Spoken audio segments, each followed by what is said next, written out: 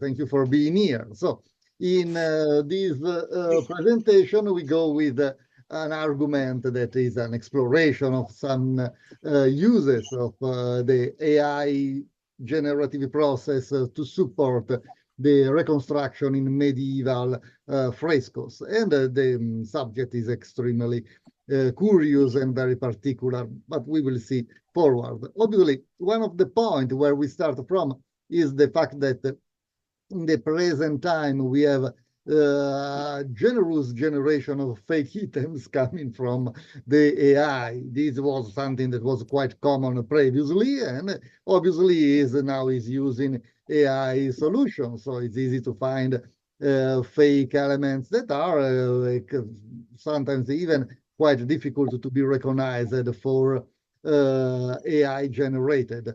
Obviously, fake HS or fake coins or other.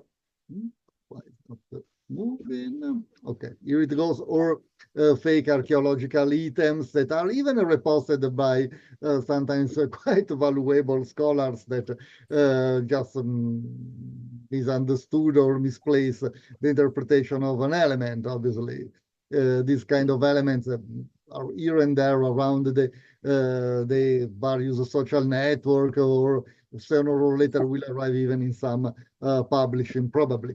But overall, what happens is that little by little, people are getting used to this kind of product and somehow recognize this element. It's not exactly clear now. There is not a complete study about how perception of AI-generated images produce the recognition of the origin, but even in the most various of the cases, there are various items, aspect, and graphic function that appears as clearly AI-generated. And this getting in time little by little easier and easier to recognize them. Obviously, the AI evolve and generate new products, and so it goes. But obviously, the AI do not escape from the some things like the hype cycle by Gartner. So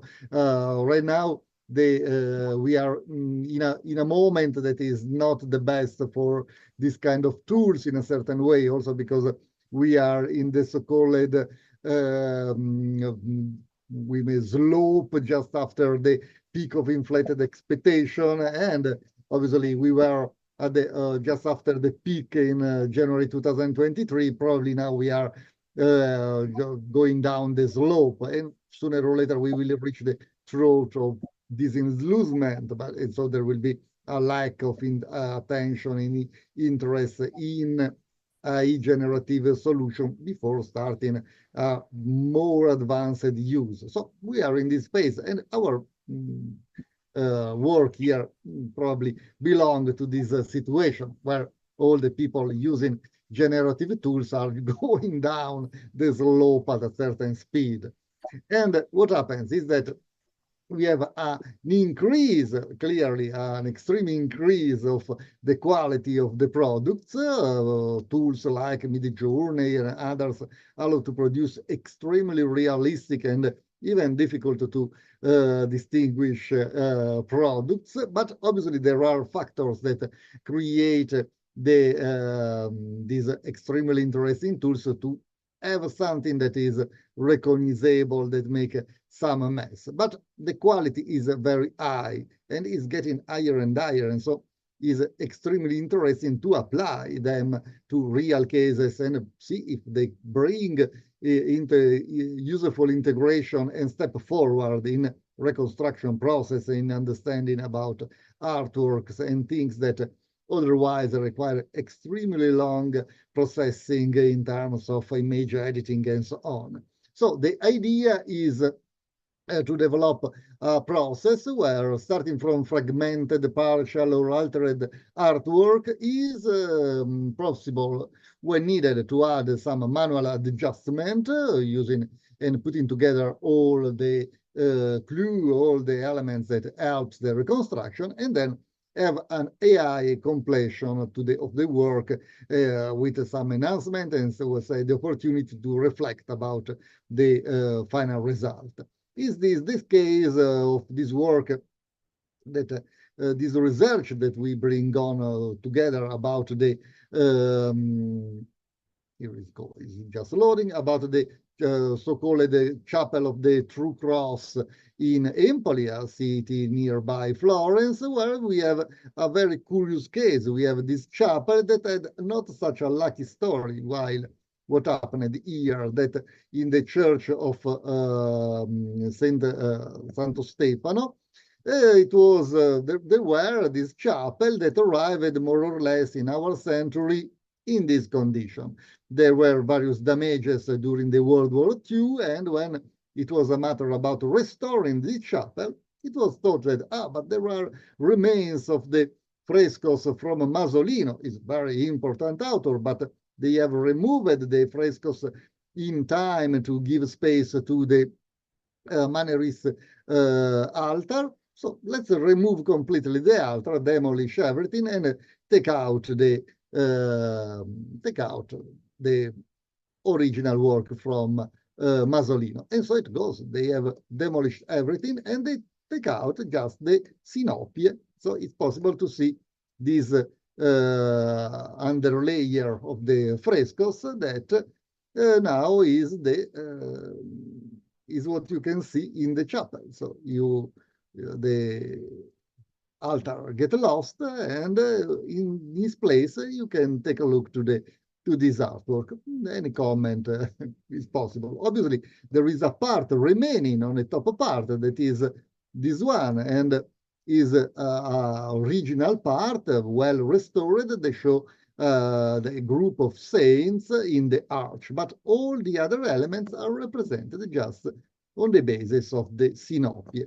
Now there is a factor that makes things very interesting. If we go and take a look to the synopie, and we in the work done, it's possible to enlarge them and see in details the remains, because they are all dedicated to the story of the true cross. So is the Vera Croce story is quite curious and even a fascinating narrative about the travel, the journey of the cross that was then used to in the crucifixion of Jesus Christ. So is an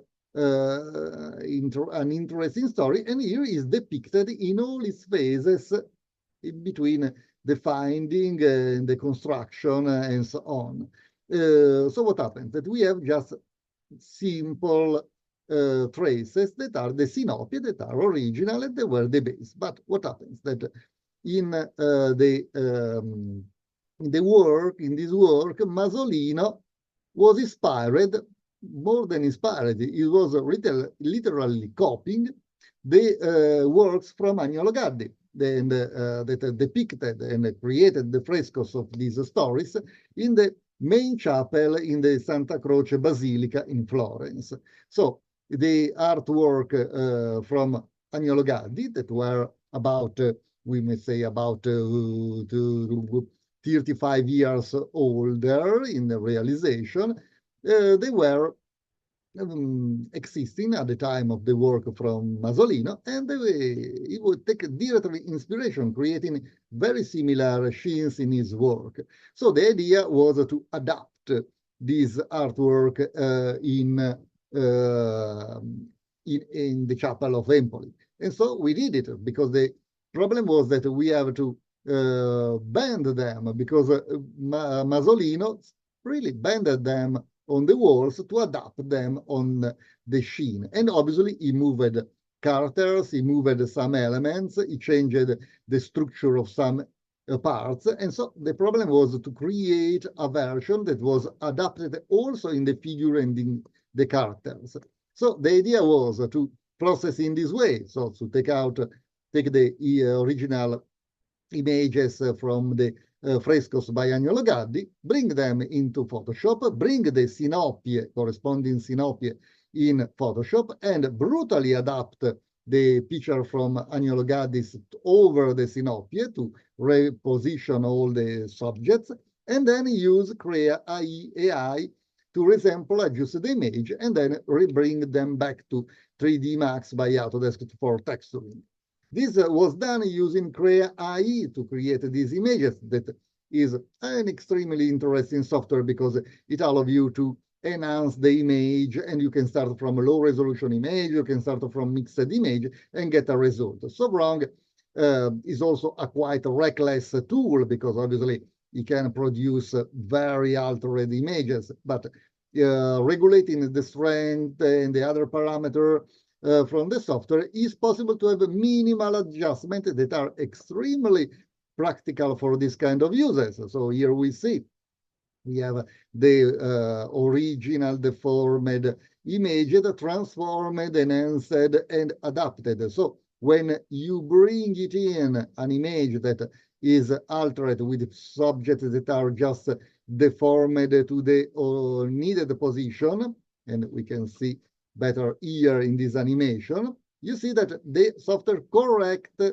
all the elements and bring them in place and bring them in the right place. Obviously, it introduced also various alterations that can be corrected, for example, varying the color of some elements. Otherwise, you may have these trees, if not in green, you may have them transformed into some weird entities. And there is also some issue about the creation in the transformation of a subject, like we can see here, where some mountains are transformed into a character. So in the end, the work turned out good from the terms of the positioning and the geometry, but did we use these images for the reconstruction? No, because the overall group made of art historians and architects and archaeologists and so on decided that they were with various issues.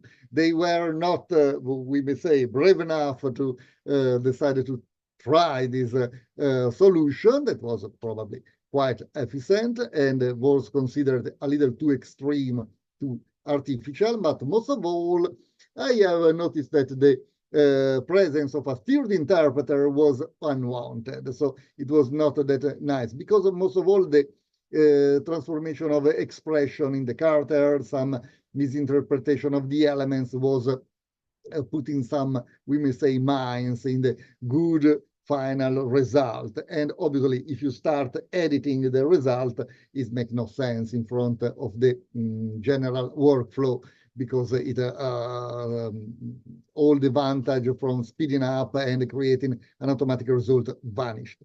Obviously, it was at the same time an interesting problem solving, demonstrating also some limits from the AI and some things that may be better in the future. But obviously, it's something that works, can be reapplied in other situations where you have references that may guide the final result. So thank you for your attention. I think I am just a little late with the time, but thank you, and any question is welcome.